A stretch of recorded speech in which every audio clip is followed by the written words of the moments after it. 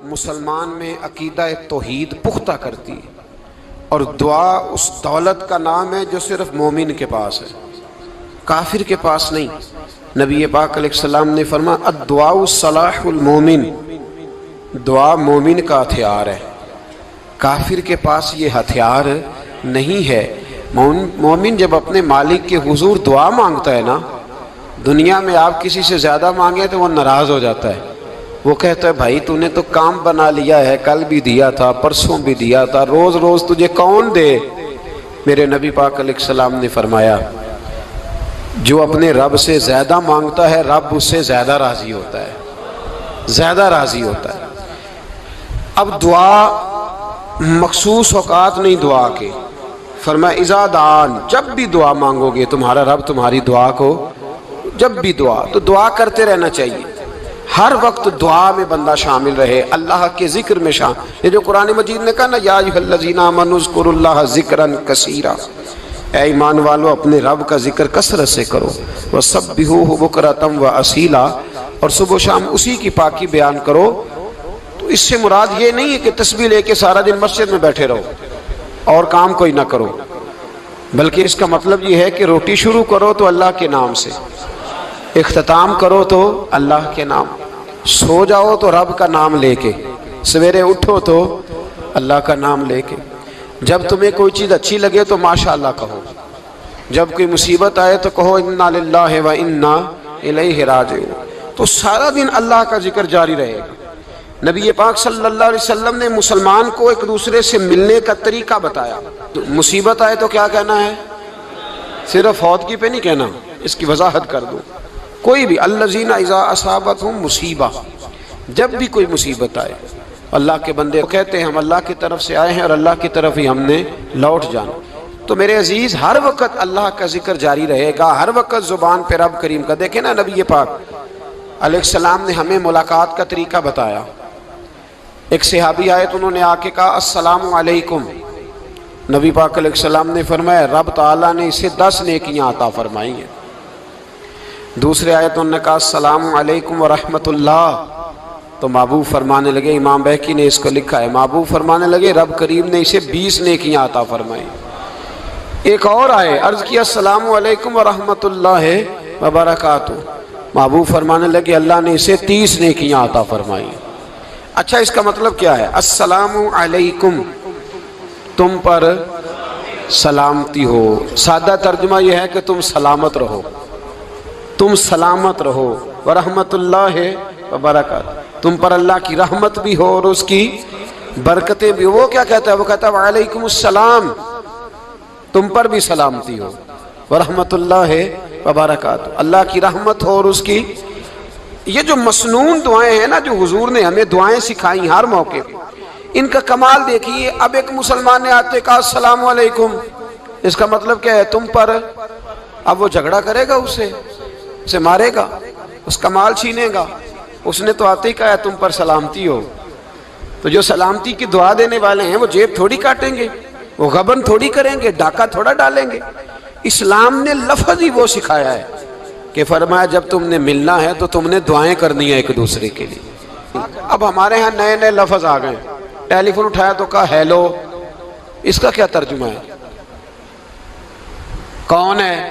اس کا کیا ترجمہ ہے؟ جی جناب، اس کا کیا مطلب؟ ہم نے دیکھا بڑے بڑے سمجھدار لوگ السلام علیکم کی بجائے کہتے ہیں کیا حال ہے؟ بھئی کیا عجیب بات ہے، بھئی کیا حال ہے کا کیا مطلب ہوا؟ وہ بعد میں کرنے کی بات ہے۔ اور کچھ تھوڑا سا جو ادیب ہیں، جو بیچارے حروف کے پیچ و تاب میں رہتے ہیں، وہ کہتے ہیں آداب عرض ہے۔ وہ کیا ہوتا ہے جی؟ اسلام نے دعا سکھائی ہے السلام علیکم، یہ کتنی خوبصورت دعا ہے۔ جب آپ گھر کے اندر داخل ہوئے تو آپ نے دعا دی السلام علیکم، یہ دعا دی آپ۔ ایک صحابی حاضر خدمت ہوئے، عرض کی یا رسول اللہ صلی اللہ علیہ وسلم میرے گھر میں غربت رہتی ہے، کیا کروں؟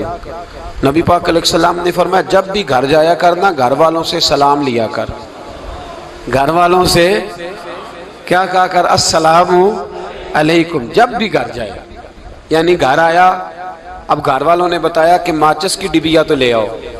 اب یہ دکان کونے پہ تھی گھر والے پہ، وہاں سے ماچس کی ڈبیا لے کے واپس گیا تو کہنے لگا السلام علیکم۔ پھر گھر والوں نے کہا ہو بتانا یاد ہی نہیں رہا، چینی بھی ختم ہو گئی ہے۔ تو یہ پھر گیا چینی لینے، لوٹ کے آیا تو کیا کہا؟ جب اللہ چاہتا ہے تو کہے، جب اللہ کے رسول چاہتے ہیں تو کہے۔ اس کا ترجمہ یہ ہے کہ تو کہہ، تو سلام لے۔ اللہ رسول چاہ رہے ہیں کہ تو سلام لے تاکہ تیرے گھر میں سلامتیاں ڈال دی جائیں۔ تو فرمایا سلام لینی ہے تو نے، اور ساتھ تو نے اس طرح کرنا ہے کہ 3 دفعہ سورۃ اخلاص کو پڑھنا ہے۔ امام قرطبی نے اس کو لکھا ہے۔ اس نے کہا حضور غربت بڑی ہے، غربت بڑی ہے تو کہ وظیفہ بتائیں۔ فرمایا جب بھی گھر جاؤ سلام لو اور 3 دفعہ سورۃ اخلاص پڑھو۔ وہ صحابی کہتے ہیں میں پکا ہو گیا۔ اب وہ کچھ دنوں کے بعد، کچھ عرصے کے بعد، کچھ مہینوں کے بعد واپس آئے تو صحابہ کرام علیہم رضوان فرماتے ہیں ہماری خواہش تھی کہ یہ کچھ بیان کرے، اب بتائے جو وظیفہ لے کے گیا تھا اس کا رزلٹ کیا نکلا۔ کہتے اس نے بڑی حیرت انگیز بات کی، حیرت انگیز عجیب انداز میں۔ کچھ لوگوں کا دل ہوتا ہے نا کہ مجھے ملے میرے پڑوسی کو نہ ملے، اور کچھ کا دل ہوتا ہے یار مجھے بھی ملا ہے اور الحمدللہ میرے پڑوسی کو ملا ہے۔ تو صحابی جب حاضر ہوئے تو صحابہ کہتے ہیں ہمیں تجسس تھا کہ یہ کچھ بتائیں، تو حضور نے فرمایا کیا حال ہے تیرا؟ کہا یا رسول اللہ کمال ہی ہو گئی ہے حضور، میں جب بھی گھر جاتا ہوں سلام لیتا ہوں اور 3 دفعہ سورۃ اخلاص پڑھتا ہوں، میں تو امیر ہو ہی گیا ہوں، میرے تو ہمسائے بھی امیر ہو گئے۔ کتنا پیارا ہے یہ جملہ، کتنا حسن ہے، اتنا اچھا لفظ کسی اور کے پاس ہے ہی نہیں جو الفاظ ہمیں ہمارے رسول نے عطا فرمایا۔ اس کو اپنائیے، اس کو اپنائیے۔ یہ الگ بات ہے کہ لوگ مطلب کے لیے سلوٹ کر لیتے ہیں بڑا سارا، لیکن مطلب کے لیے نہیں۔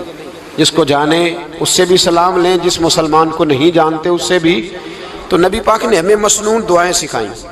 رات کو جب سونے لگیں اللہ کے رسول صلی اللہ علیہ وسلم نے ہمیں دعا سکھائی۔ حضور نے فرمایا جب سونے لگو تو مسلم شریف میں فرمایا تم نے یہ دعا پڑھنی، اللہم باسمک اموت و احیا۔ تم نے کہنا اے اللہ میں تیرے نام پر مرتا ہوں اور تیرے نام پر جیتا ہوں۔ نبی پاک صلی اللہ علیہ وسلم نے ایک حدیث میں فرمایا کہ یہ جو نیند ہے نا یہ موت کی چھوٹی بہن ہے، یہ موت کا ایک حصہ ہے۔ جس طرح انسان سو جائے تو کوئی خبر نہیں ہوتی کیا ہو رہا ہے، بالکل وہ اٹھا ہے تو اس نے کہا ہو یہ کیا ہوا، سو جاتا ہے نا آدمی اسے خبر نہیں ہوتی، اوہو میں نے تو 11 بجے اٹھنا تھا یہ تو 3 بج گئے، اب اسے خبر نہ رہی۔ سوتے ہوئے لوگ چوری کر لیتے ہیں، بلکہ اس طرح بھی ہوتا ہے کہ آدمی نے گکھڑ اترنا تھا، وہ پنڈی سے آ رہا تھا لیکن وہ سویا ہوا تھا، آنکھ تب کھلی جب کاموں کی آ گیا تھا، اب اس کا اس پر زور۔ تو فرمایا کیا پتا اب تو کھل گئی کاموں کی، جا کے لاہور جا کے کسی جگہ پہنچ کے، تو یہ بھی ممکن ہے کہ کھلے ہی نہ، نیند ہی موت کا سبب بن جائے۔ تو کہہ کے سو کہ یا اللہ تیرے نام پہ سو رہا ہوں، اللہ کس نام پہ سو رہا ہوں۔ یار اگر ہم ان دعاؤں کا حسن سمجھے، مت اللہم باسمک اموت و احیا، یا اللہ میں تیرے نام پہ سوتا ہوں اور تیرے نام پر اٹھتا ہوں، گویا کہہ رہا یا اللہ میری نیند بھی تیرے فضل سے ہی ہے، اور اگر آنکھ کھل جائے تو وہ بھی تیرے فضل سے ہی ہے۔ کتنا اعلیٰ نبی پاک علیہ السلام نے انداز سکھایا۔ اور پھر بخاری شریف میں حدیث موجود ہے، فرمایا جب اٹھو تو کہو الحمدللہ الذی احیانا احیانا بعد ما اماتنا والیہ النشور۔ فرمایا جب تم سو کے اٹھو تو پھر کہو اے اللہ ساری تعریفیں تیرے لیے، تمام تعریفیں جس نے ہمیں موت کے بعد حیات دی، موت کے بعد فرمایا احیانا بعد ما اماتنا، ہمیں مرنے کے بعد گویا اللہ کا شکر ادا کر کے آنکھ کھل گئی۔ دیکھیں کس طرح اسلام مسلمان کو اللہ کے ساتھ جوڑتا ہے۔ فرمایا شکر کر، آنکھ کھل گئی، کہ یا اللہ تیرا شکر ہے تو نے موت کے بعد ہمیں دوبارہ حیات عطا فرمائی، یہ شکر ادا کرو۔ گویا تم یہ نہ کہنا کہ میں اٹھ گیا ہوں تو میرا کمال ہے، یا یہ نہ سمجھنا میں اٹھ گیا ہوں تو میں بڑا پابند ہوں، جب میں ارادہ کر لوں کہ میں نے 11 بجے اٹھنا ہے تو پھر میں اٹھ جاتا ہوں۔ یہ نہ کہنا کہ یہ الارم بڑا اچھا ہے، یہ مجھے اٹھا لیتا ہے۔ ذہن کے اندر خیال کر کہ نیند تو موت کی طرح تھی، یہ جو میں اٹھ گیا ہوں تو اپنے رب کے فضل سے اٹھا ہوں، جو میں اٹھ گیا ہوں، جو ابھی اٹھے ہیں وہ تو بول دینا کم از کم کہ میں اپنے رب کے فضل سے اٹھ گیا ہوں۔ تو دعا سکھائی۔ پھر دیکھیے نبی پاک صلی اللہ علیہ وسلم نے فرمایا جب تم بیت الخلاء میں جاتے ہو نا، واش روم میں جاتے ہو، تو گندی چیزیں ہوتی ہیں وہاں، شیطان ہوتے ہیں، جنات ہوتے ہیں، یہ گندگی پہ ہوتے ہیں۔ جب تم واش روم جاؤ، بیت الخلا جائے، تب بھی دعا مانگو۔ کیا دعا مانگو؟ وہ دعا بھی نبی پاک صلی اللہ علیہ وسلم نے ہمیں تعلیم فرمائی اور بخاری میں ہے، کہا پڑھا کرو اللہم انی اعوذ بک من الخبث والخبائث۔ کہو اے اللہ ناپاک چیزوں سے میں تیری پناہ مانگتا ہوں، وہ نر ہوں یا مادہ ہوں۔ اللہ میں تیری پناہ مانگتا ہوں۔ واش روم کے اندر بہت ساری بری چیزیں ہوتی ہیں، جوان میری بات پر توجہ فرمائیں، وہاں بہت ساری گندی چیزیں ہوتی ہیں۔ انسان کئی دفعہ واش روم میں جاتا ہے، اسے وسوسے زیادہ آتے ہیں۔ یہ نوٹ کریں میری بات کو۔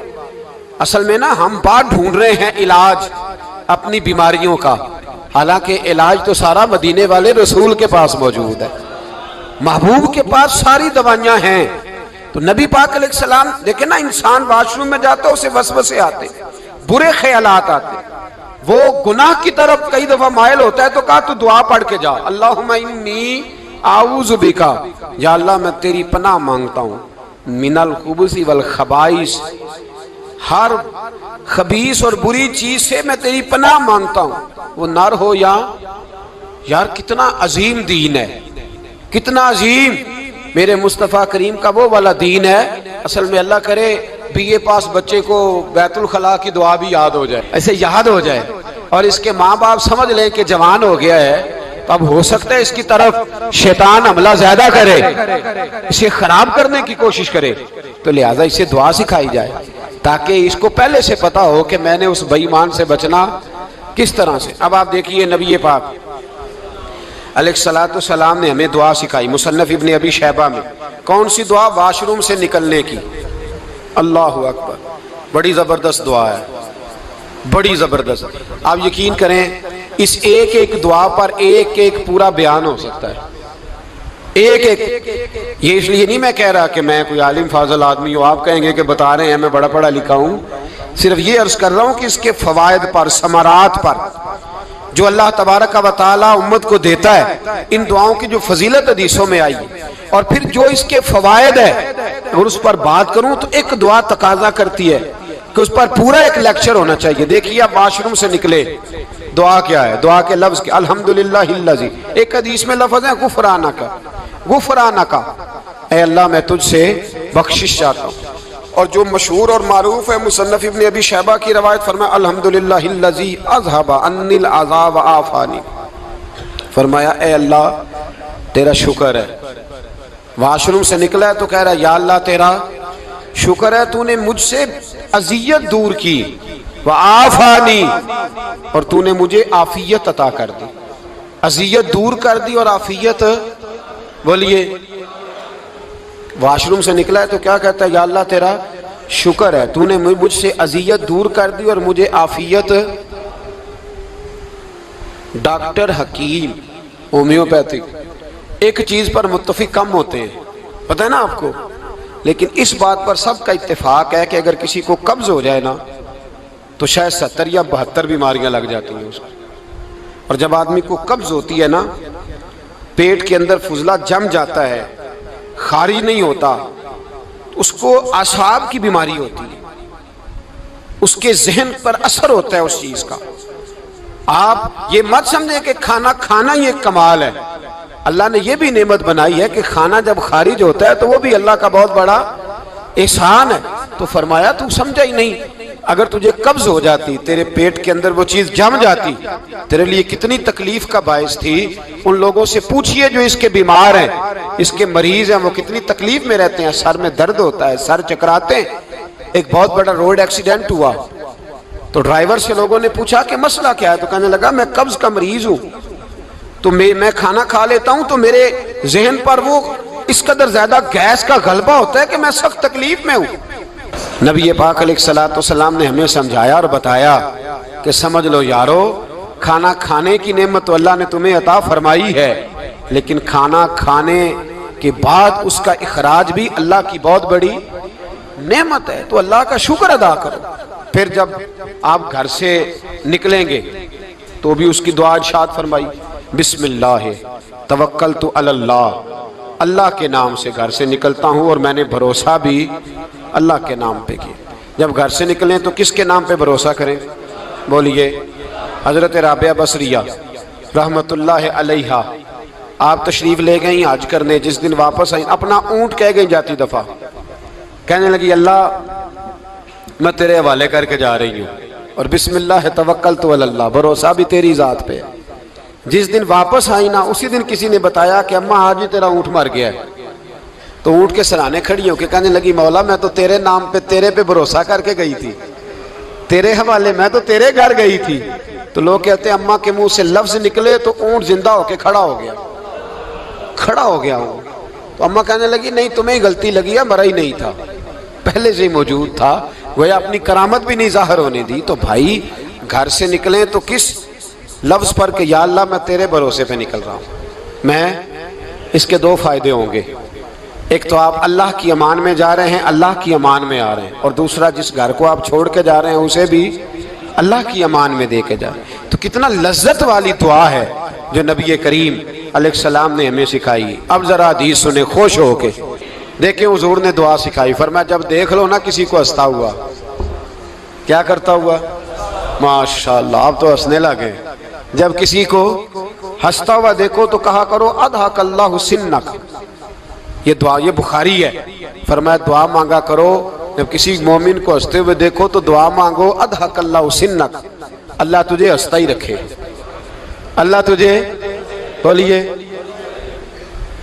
جل نہ جایا کرو کہ میں پریشان ہوں تو یہ ہنس کیوں رہا ہے، جھلا نہ کرو، بلکہ کیا کہا کرو اللہ تجھے ہنستا رکھے، اللہ تجھے۔ نبی پاک صلی اللہ تعالی علیہ وآلہ وسلم نے فرمایا، ترمذی میں حضرت اسامہ بن زید رضی اللہ تعالیٰ عنہ سے حدیث مروی ہے، حضور نے فرمایا جس نے کسی کے ساتھ احسان کیا اور جس پر احسان کیا، اگر اس نے یہ دعا پڑھ دی نا جزاک اللہ خیرا، تو فرمایا اس نے اللہ کی بھی پوری حمد کر دی اور محسن کا صحیح شکریہ بھی ادا کر دیا۔ کیا کہنا ہے؟ جزاک اللہ، اللہ تجھے بہترین جزا عطا کرے۔ اس کا ترجمہ کیا ہے؟ اللہ تجھے بہترین، کیونکہ حضور فرماتے ہیں من لم یشکر الناس ولم یشکر اللہ، جس نے بندوں کا شکریہ ادا نہیں کیا اس نے اللہ کا بھی شکریہ ادا نہیں کرنا۔ تو کیا کہنا چاہیے؟ جزاک اللہ خیرا۔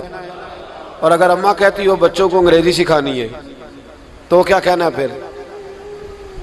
شکریہ ادا کرنے میں کیا کہنا ہے؟ Thanks, thank you. او خدا کہ اس کا ثواب کتنا ہے؟ بولے انگریزی ایک زبان ہے، اس کو زبان ہی رہنے دیں گے۔